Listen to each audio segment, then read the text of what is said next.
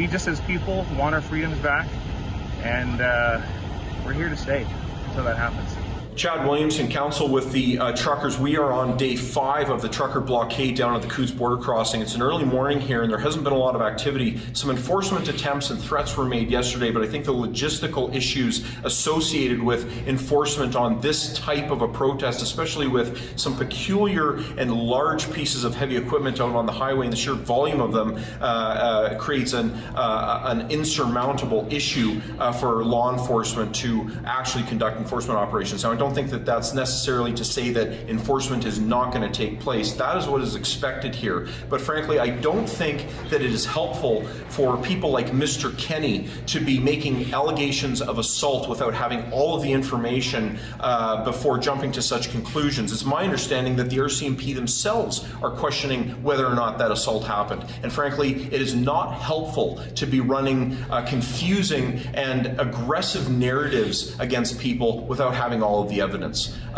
We hope that this doesn't continue. It doesn't help to build bridges of cordiality, which is why we're here, to try to de-escalate an already tense situation. From a political element, or angle, I should say, shed some light for me on what I think is a double standard. 2 years ago in our country, we had those rail blockades.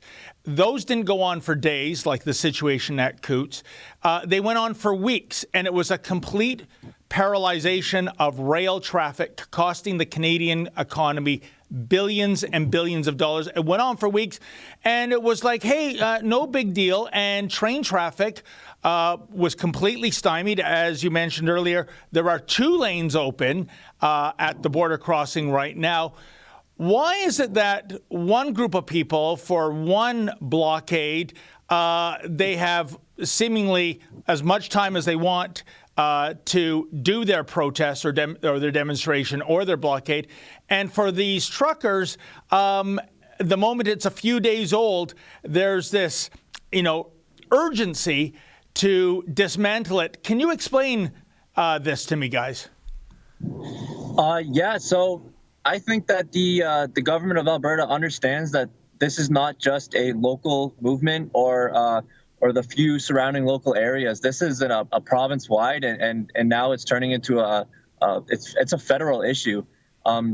What Sid was saying before about how tractors and farmers are mobilizing around there, they wanted to nip this in the butt, the government here, and they couldn't. It was a mishandling on their part.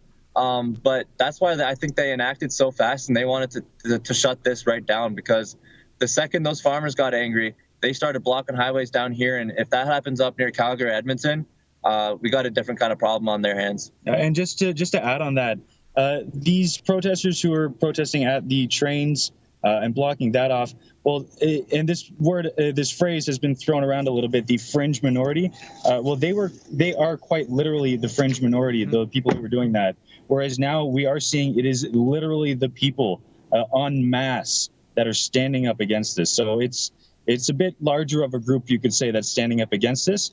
It just happens to be revolving around the same style of protest. Indeed. And guys, if I can ask you to look into your crystal ball in terms of where this goes in the next days, in the next hours for that matter, what do you see happening? Do you see, I know online there are people urging others to come down and join the blockade.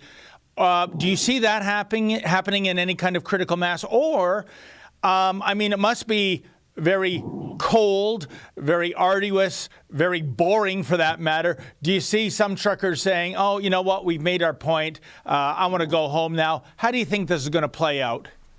Well, I certainly wouldn't say it's been boring. It really has been evolving by the hour.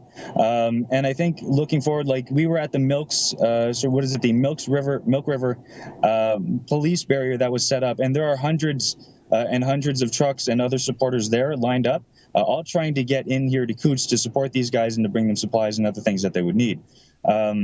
So yeah, it's kind of, the scope of this is quite overwhelming, and I've sort of lost my train of thought there a little bit. That's because it's been quite a few days here, and really so much is going on. And I think to finish off the point there, What's going to happen next is entirely dependent on how the government acts. These guys here, like we said, they have 1 lane open north, 1 lane open south. That was a showing of good faith because they wanted to get the ball rolling on the government end of things to see what they would do. And right now, the government here in Alberta, and I think, well, in Canada, it's in chaos over this because they don't have the manpower, so to speak, to bring an end to this in short order. So they have to kind of find some negotiation resolve there. And that's the big kicker is what are they going to do? Nobody knows. Well, guys, I got to tell you, I'm so happy you're both down there, that you are embedded with the convoy. Unlike the state broadcaster to the CBC, which I understand is embedded with law enforcement. So if anything happens, I know we and the world, for that matter, they're going to get it straight from you at ground zero. Stay warm, stay safe, and thank you so much for covering this for us, guys. No, absolutely. Godspeed, and this is what we're here for. Hey, folks, that was an excerpt from my show, Rebel Roundup. Now, to get the full meal deal, why not go to Rebel News Plus, sign up, and never miss a Rebel News Plus show in the future.